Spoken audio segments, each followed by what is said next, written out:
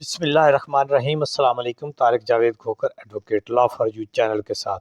Channel को subscribe कर लें, लाइक शेयर कमेंट्स करें और अपनी राय का इजहार भी करें। तो इस वीडियो में हम बात करते हैं जी कि जिस तरह से आप जानते हैं कि रिजीम चेंज के बाद से एक बहुत ही जो अनफॉर्चुनेट किस्म की जो है इस मुल्क के अंदर जो अनसर्टेनिटी है और यहाँ जुल्म सितम जबर का जो एक माहौल बना हुआ है, इस माहौल ने जो है मुल्क में इतनी फ्रस्ट्रेशन पैदा कर दी हुई है कि मेरा ख़्याल है कि इसके बहुत ही नताइज जो हैं वो भयानक हो सकते हैं, बल्कि हो रहे हैं। तो अभी मौजूदा जो इस वीडियो में एक स्पेसिफ़िक चीज़ को डिस्कस करता हूँ मैं, वो है कि एक इस्लामी नज़रियाती कौंसल और कुछ मौलाना हज़रात ने जो है जिनको ये कहा जाए कि दरबारी मौलाना हज़रात, ये हमेशा रहे हैं, ये कोई आज की बात नहीं है। तो उन्होंने एक फ़तवा जारी किया है वीपीएन के ऊपर। ये वो मौलाना हज़रात हैं जिन्होंने पहले जब टीवी आया तो फ़तवे इन्होंने जारी किए, और आज की फिर जो यूट्यूब और फ़ेसबुक की ये ऐसी चीज़ें आई तो इन्होंने फ़तवे जारी किए, और आज हर मौलवी टीवी पर आना चाहता है। आज हर मौलवी जो है वो यूट्यूब चैनल बना रहा है, और इन्होंने जो आम पब्लिक है उनको, उनके बच्चों को, नौजवानों को इन्होंने जो है वो फ़तवे जारी करके उनको गुमराह करते हैं। देखें जी, जो हमारे मदरसे हैं, जो हमारे मौलाना हज़रात हैं, उनकी बड़ी अहमियत है।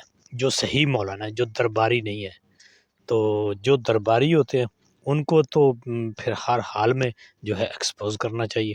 बाकी जो दीन का काम है उसमें बड़ी खिदमत हैं।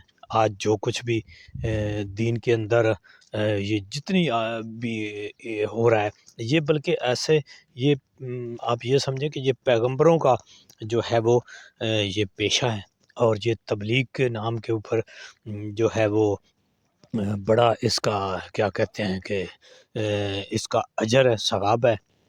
लेकिन फ़तवों को और दीन को किसी ख़ास मकसद के लिए, जो किसी ख़ास कॉन्फ्रेंसी के लिए इस्तेमाल करना, ये मेरा ख़्याल है कि ये बहुत ही जो है वो क्या कहते हैं कि इसके ऊपर जितनी भी मज़म्मत की जाए कम है। क्योंकि जी देखें जी, दहशतगर्दी क्या है? पहले इन्होंने कहा जी कि जी वो जो ट्विटर है उससे दहशतगर्दी फैलती है, उसको बंद करें। फिर इन्होंने कहा कि जी यूट्यूब के ऊपर भी हमलावर हुए, और इसी तरह से जो है ये अब कह रहे हैं कि जी वीपीएन कभी इंटरनेट बंद कर देते हैं, वो सर्विस बंद कर देते हैं। लेकिन इन मुल्लाओं से ये बंदा पूछे कोई, ये जो दरबारी मुल्ला हैं, कि इन्होंने जब औरतों को नंगा किया जा रहा था, जब छोटे-छोटे बच्चों को जो है उनके जिस्म के ऊपर तशद्दुद करके, उनकी गर्दनों के ऊपर बंदूकें और पाँव रख के, उनके वालिदैन को सियासी वफ़ादारियाँ बदलने का कहा जा रहा है होता है, जब चादर और चारदीवारी का तकद्दुस पामाल हो रहा होता है, जब अल्लामा इकबाल की बहू को बालों से पकड़ के घसीटा जाता है, तो जब एजाज़ चौधरी की 90 साला माँ को जो है वो बेइज़्ज़त किया जाता है, तो तब ये मौलाना हज़रात कहाँ होते हैं? जब मियाँ बीवी के बिस्तर में कैमरे लगाकर, उनकी वीडियोज़ बनाकर, उनके जवान बच्चों को भेजी जाती, तब ये मौलाना कहाँ थे? ये सारी चीज़ें इनको नज़र नहीं आती। जब जो है वो क्या कहते हैं, ये सब मुल्ला इधर ही थे।